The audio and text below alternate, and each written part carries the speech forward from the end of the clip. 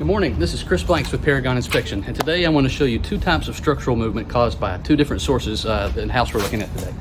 Look right here at this walkway, this breezeway walkway between the house and the garage, and you'll see that you have some deflection here. You actually have some sagging, and most likely this is probably due to the fact there used to be some type of support post or beam somewhere in this area, and they probably removed it for aesthetics. So this has some movement. This needs to be further observed and looked at. Come on in the garage here. We have a different type of structural movement out here.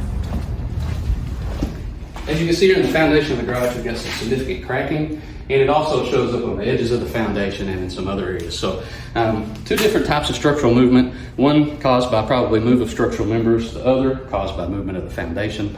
And these are just things that we're checking out and looking out for. So let us inspect your next home and give us a shout at 281-766-9212. Thanks and have a great day. Bye.